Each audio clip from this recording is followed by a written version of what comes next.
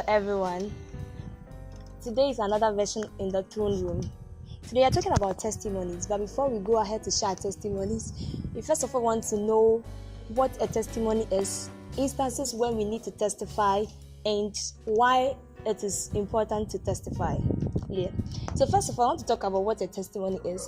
And testimony is a solemn attestation as to the fact of a truth, or it is an evidence or proof that something exists and is true.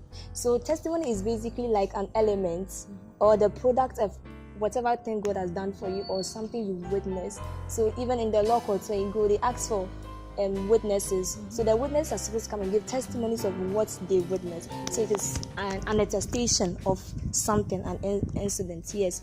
Then people think that it's not necessary to testify, because maybe if I tell a friend that, I had a new car because I prayed to God, the person will think that, I'm boasting, or the other person may be jealous of me. But no, that's not testifying. In the Christian context, it is a need, because testimonies can be used to prove that God exists when others try to disprove his presence. Okay, so then when you look at the Bible about Peninnah and Hannah, you see, Hannah was a woman of God. She prayed and all those things, but she was barren.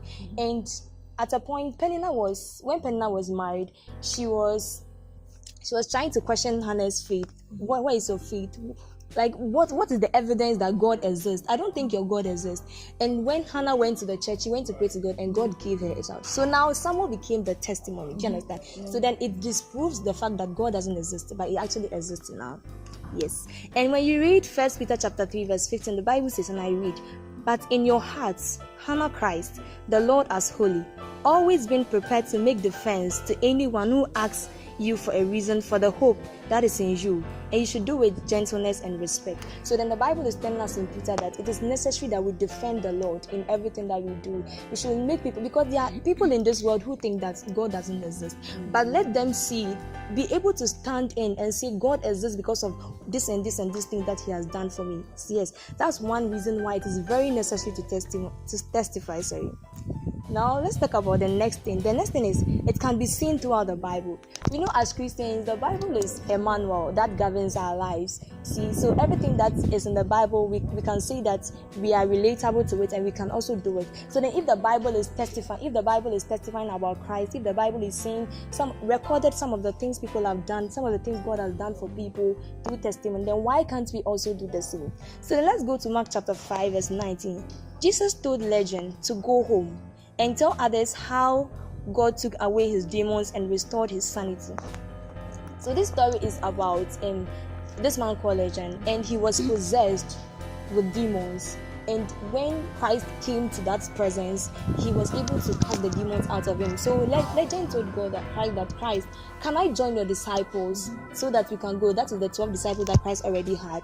And Christ said, no, go out there to wherever you are coming from and tell people about what I have done for you, that I have made you whole again, even though there were demons within you. So you see, this is a form of this is a record that was in the Bible, and that talks about why there is a need for Legend to go, because Legend could have possibly joined the people of Christ, but Jesus Christ knew the necessity of going out there to tell Ilona, to tell anyone else that this is what the Lord has done for me. Yes. Then David is also an example. David from the Bible is like, the Bible is his. He said everything that the Lord did for him. When he was attacked, when he was in distress, when he was depressed, he said everything, just showing that yes, God exists, and in such situations he's there for us.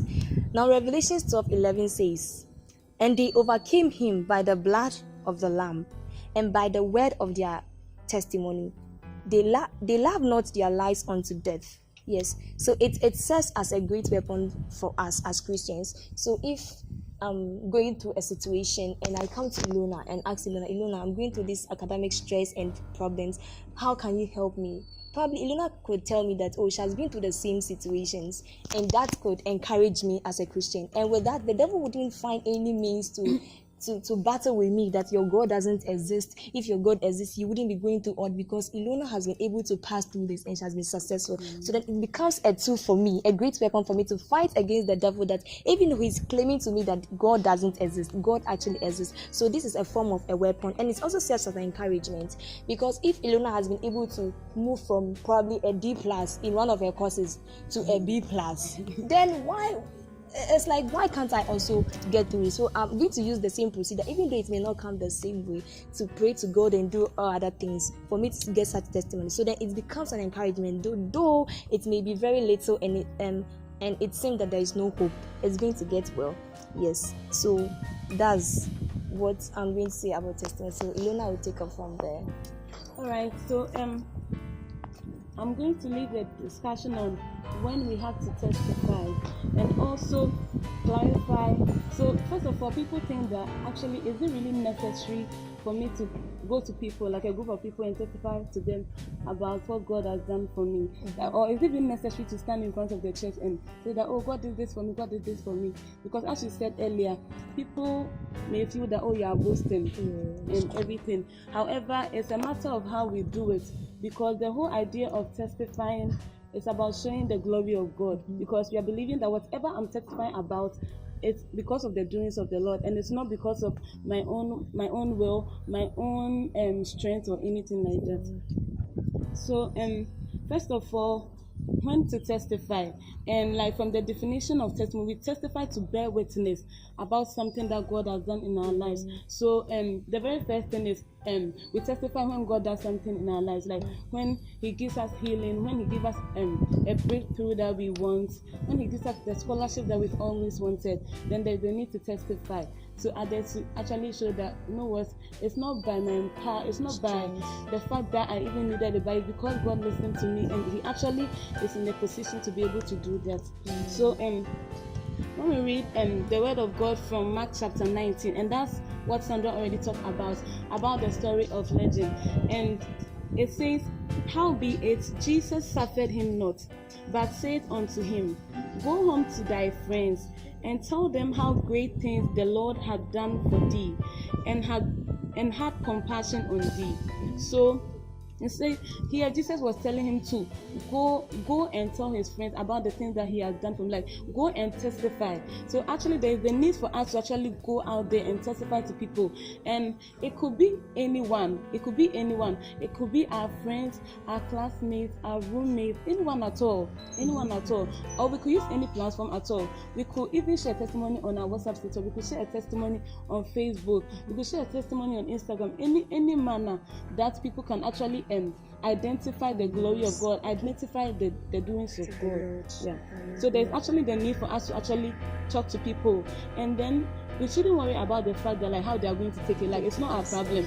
Like what people are going to think. Like are people going to think that we are boasting, or will our testimony make people feel bad? We are too spiritual. Exactly.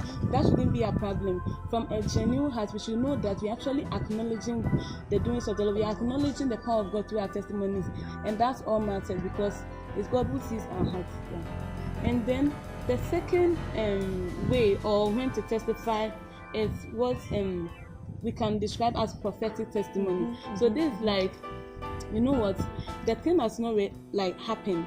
If we are looking for a breakthrough, it has not already happened. If I'm looking for this amount of money to start my business, it has not happened, but then I'm testifying about the fact that it's going to happen. So it's like it's prophetic, and it's really out of faith. And faith is very important because it's the very foundation, or the very essence of our journey as Christians. So let's read a word in Psalm 71 verse 15 to 16. Here, so this was David talking, and Sandra has already spoken about the fact that David was a man of testimony. Like most of the things he wrote about was testifying about the goodness of the Lord and everything that God has done for him. And it says, my mouth shall shew forth thy righteousness and thy salvation all day, for I know not the numbers thereof. I will go in the strength of the Lord. I will make mention of thy righteousness, even of thine only. It's saying here that I'll only testify about the righteousness of God. I'll only testify about the goodness of God. I'll only mention God. And then the latter part of the 15 says, okay, let me read the whole thing again. My mouth shall show forth thy righteousness and thy salvation all day, for I know not the numbers thereof. When you read other versions, it says that I know not the outcome. So this is what I'm talking about, that is prophetic. Yes, even if you don't know about the outcome. So even though I don't know, let's say, this semester, I don't know that I'm for sure going to get A in this course, but I'm believing, I'm testifying today about it. I'm testifying today about it, that you know what, I'm going to get an A in this course, and it's an act of faith. And anytime that we believe, anytime that we have faith, God actually moves mountains and things happen for us. So those are the two ways that we can testify. So like when God does something for us, and then prophetic testimonies.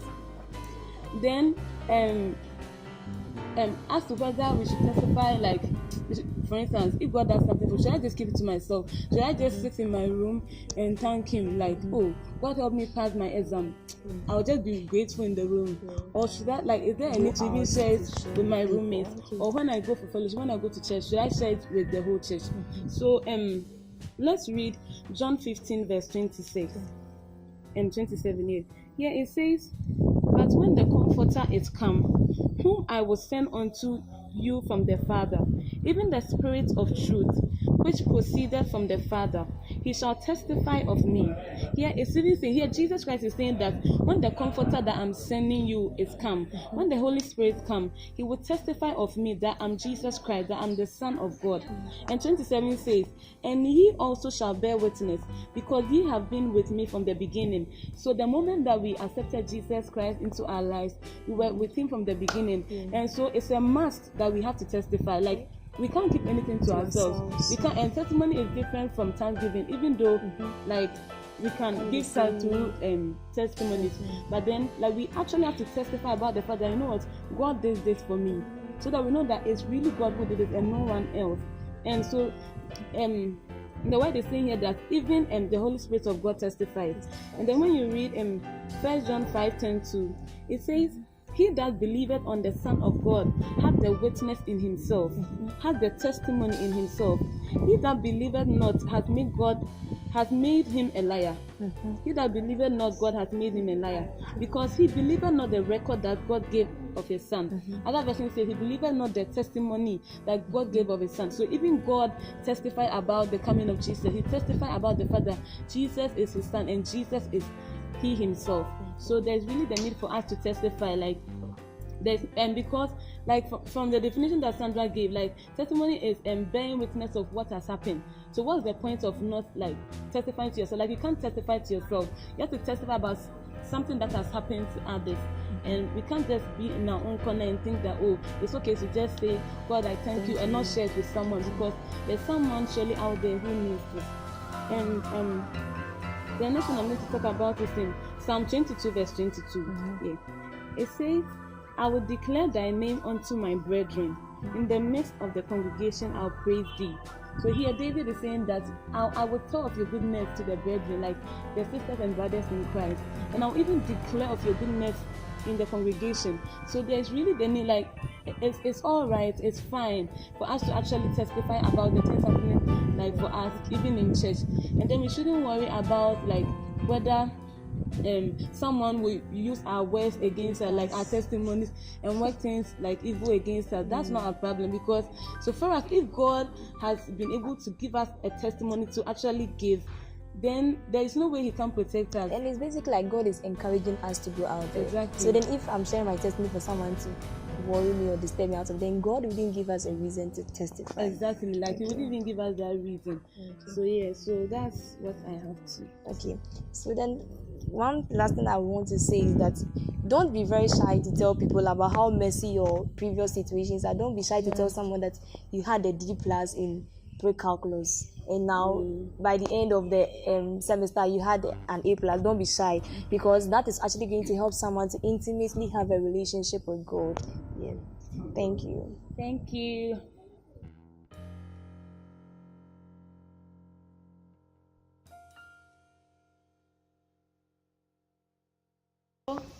This session we are basically going to share our testimonies, like things that God has done for us for the past weeks, months, or whatever the timeline is. So my testimony is about healing.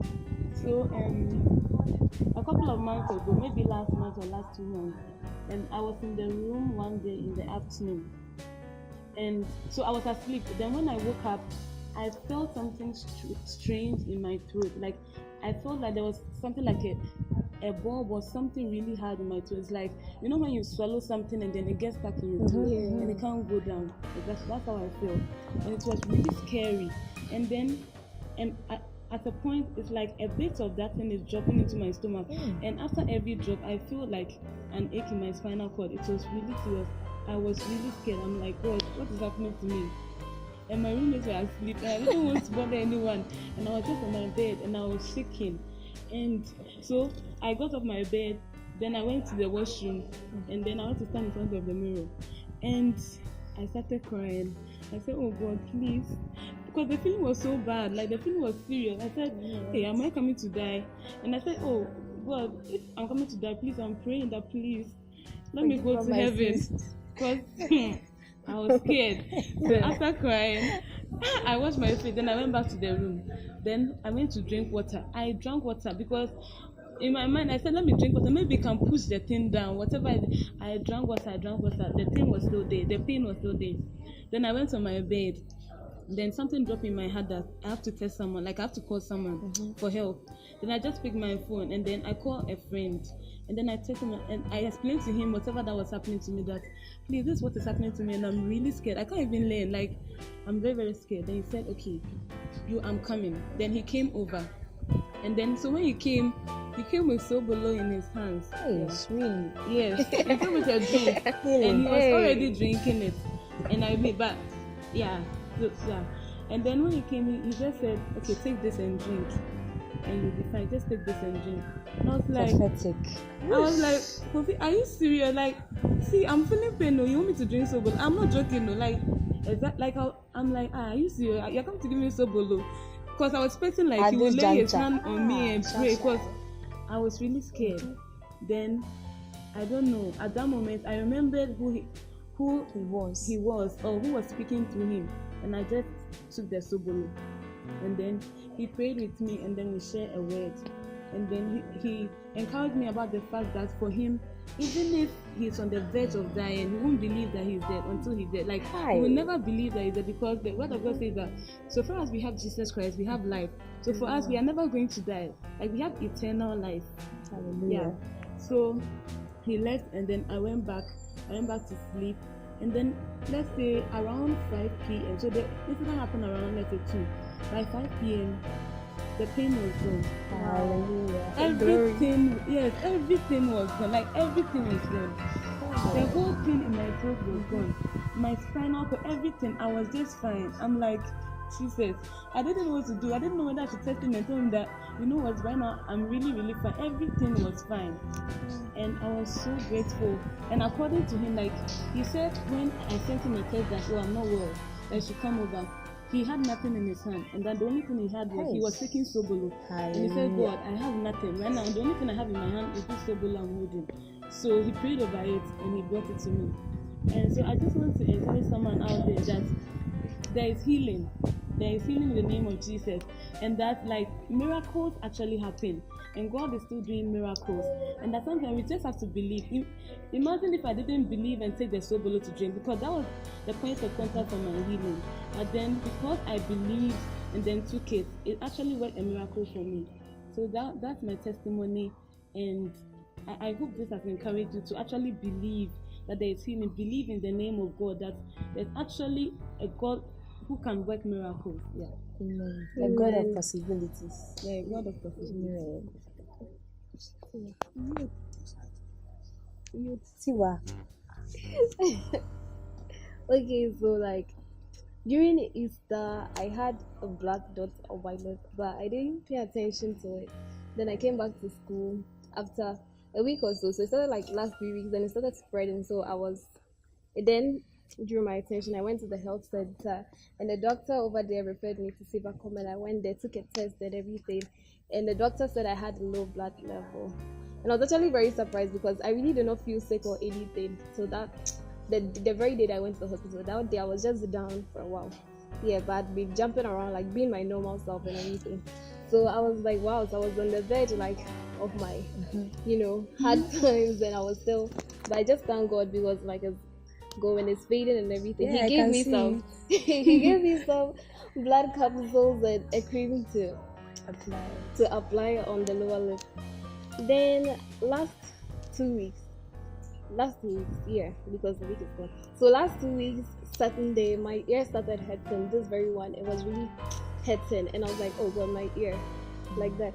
Then Monday, yeah, my Monday it was really hurting, but I was like, the pain is manageable. Then I went to bed, and I woke up around 3:12, like with so like great pain in my ear, and I was just crying on my bed. My roommates were asleep. I didn't want to wake them up, and I was just crying on my bed. And I was like, okay, let me pray.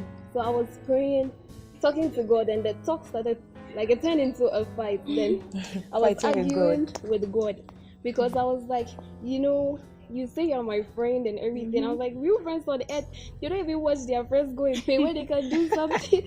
So why are you like making me go through all this? And like I was just talking so much, and all I got back was like, trust the process. Then I was like, trust the process, like how? Like you can just snap and like I'll be healed, or the wind can blow, I'll be fine, and you can just even mention my name and like all this pain will be gone. So like trust the process. I was like, no, we're not doing this again, because it was like at dawn, so it means we are going into Tuesday, and I can't take this pain into Tuesday. I was like, no, it's not happening. So I was just arguing with God. I was like, you claim that in your stripes we are healed, from Isaiah chapter 53 verse 5.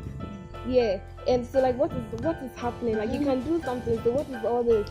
So I was just arguing with God, and all I got back was take the Tylenol. Then the fight. But what is Tylenol? Tylenol is a painkiller, it's a pain reliever.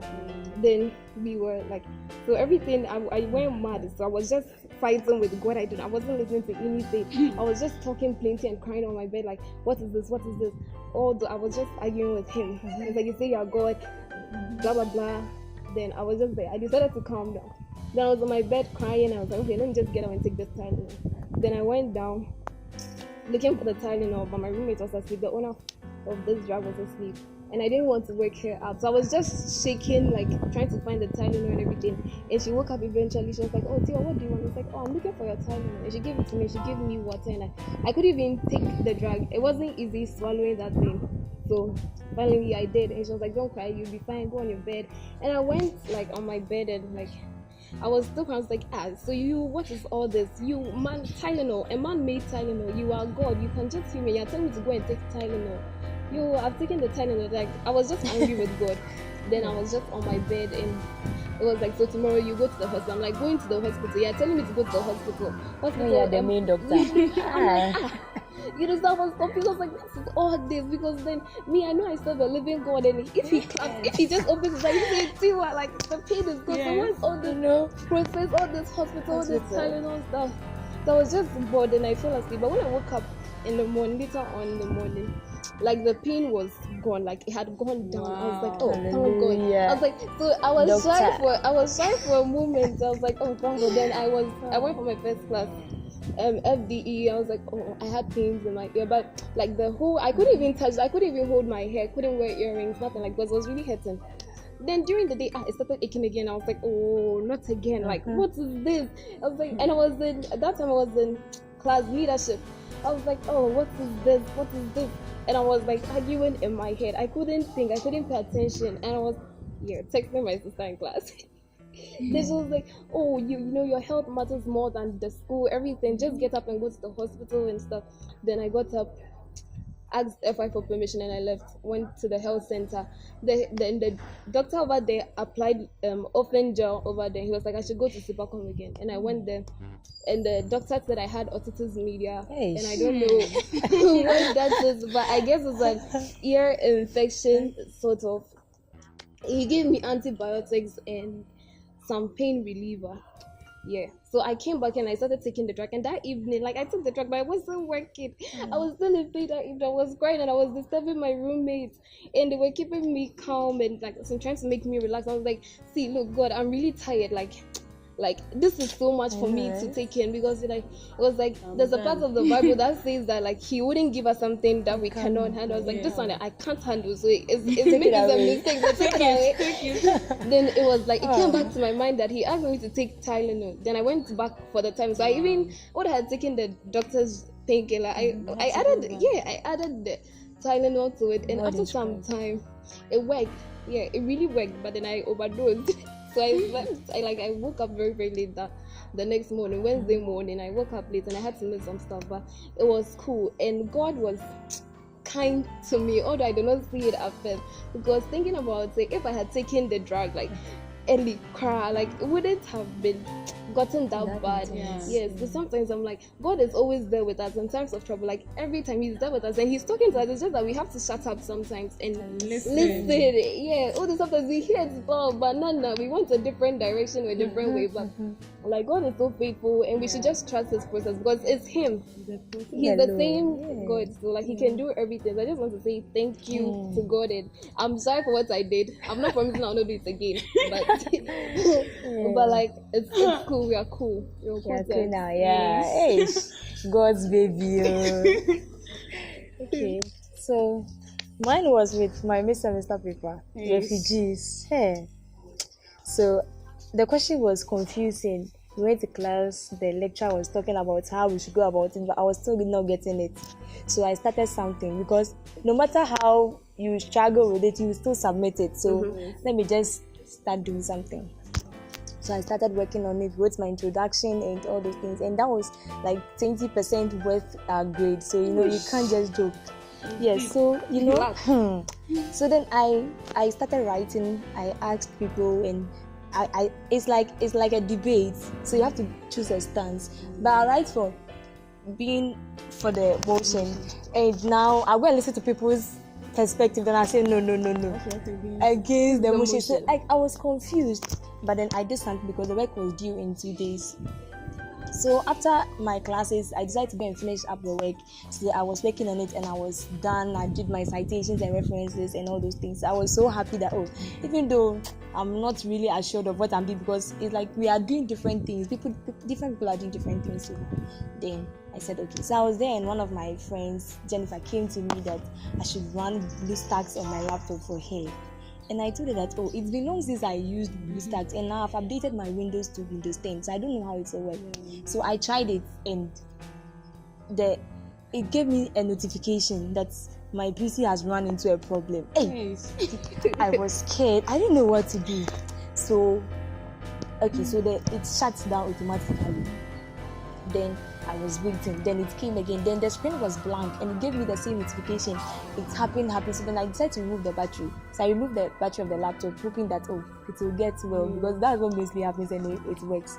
I removed the battery. It wasn't working. I got worse. I started calling Tiwa and Karen. Hey, my assignment the work is due the next 2 days, but we have career fair the next day, and it's so like everywhere is busy. So there was nothing. So I was just praying that let me finish this work so that I will have time to maybe mingle and do other things.